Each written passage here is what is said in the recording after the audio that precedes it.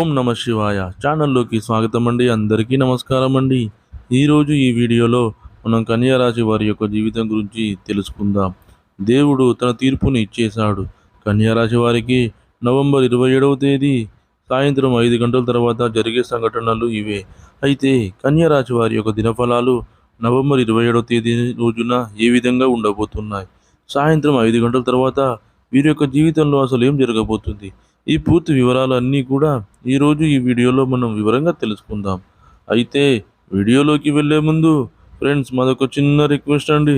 మీరు కనుక మా ఛానల్ని ఇంతవరకు సబ్స్క్రైబ్ చేసుకోకపోతే వెంటనే సబ్స్క్రైబ్ చేసుకోండి. అలాగే పక్కన ఉన్న గంట సింబల్ మీద ఆల్ అప్డేట్స్ అని క్లిక్ చేయండి. అప్పుడే మేము అప్లోడ్ చేసే ప్రతి వీడియోకి మీకు నోటిఫికేషన్ అనేది వస్తుంది. నోటిఫికేషన్ రాగానే మీరు వీడియో ఓపెన్ చేసి మీ రాశి గురించి, మీ జాతకం గురించి తెలుసుకోవచ్చు. ఇక ఏమాత్రం ఆలస్యం చేయకుండా వివరాల్లోకి వెళ్తే గనక, కన్యా రాశి అనేది రాశి చక్రంలో 6వ రాశి. ఉత్తర 2, 3, 4 పాదాలు, అస్స 1, 2, 3, 4 పాదాలు, చిత్త 1, 2 పాదాల్లో జన్మించిన వ్యక్తులందరూ కూడా కన్యా రాశి కిందికి వస్తారు. ముందుగా వీరి యొక్క వ్యక్తిత్వాన్ని మనం గమనిస్తే గనక, కన్యా రాశి వారు చాలా మంచి మనస్తత్వాన్ని కలిగి ఉంటారు. ఇతరులకు సహాయం చేయడంలో ఎప్పుడు కూడా ముందు వరుసలోనే ఉంటారు. కార్యరంగంలో దూకుడుగా వ్యవహరిస్తూ ఉంటారు. అలాగే ఏదైనా నిర్ణయం తీసుకునే ముందు 1కి 10 సార్లు ఆలోచిస్తూ ఉంటారు. వీరి జీవితంలో ఒడిదుడుకులు, సమస్యలు అధికంగా ఉన్నప్పటికీ, భారమైన కుటుంబ బాధ్యతలు ఉన్నప్పటికీ, ఆర్థిక పరిస్థితుల ప్రభావం వీరికి చిన్న వయసులోనే అర్థమవుతుంది. అలాగే కన్యా రాశి వారు ఏ నిర్ణయం తీసుకోవాలనుకున్నా కానీ 1కి 10 సార్లు ఆలోచిస్తారు.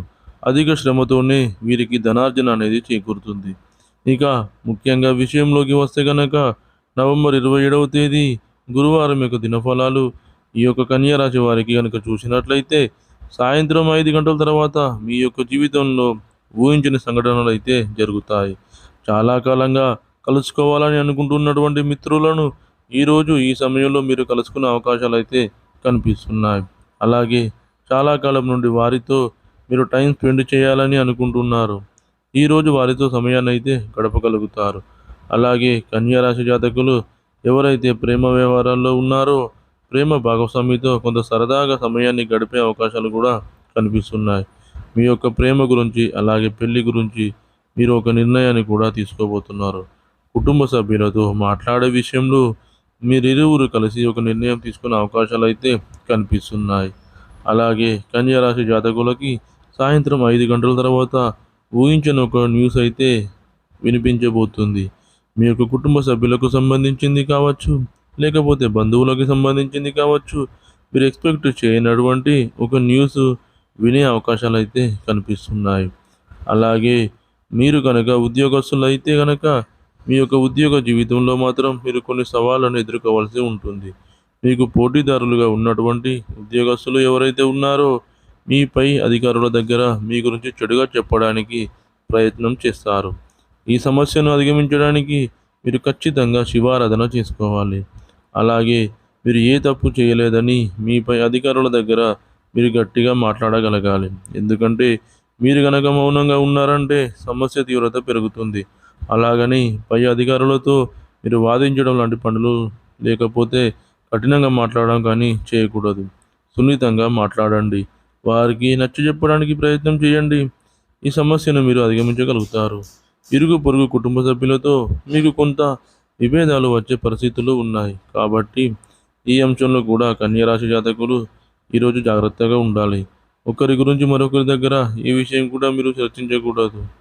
ఈ విధంగా మీరు చేయటం ద్వారానే మీకు ఒక పెద్ద గొడవ జరిగే అవకాశాలు ఉన్నాయి. కాబట్టి ఈ అంశంలో తగిన జాగ్రత్తలు ఖచ్చితంగా తీసుకోవాలి.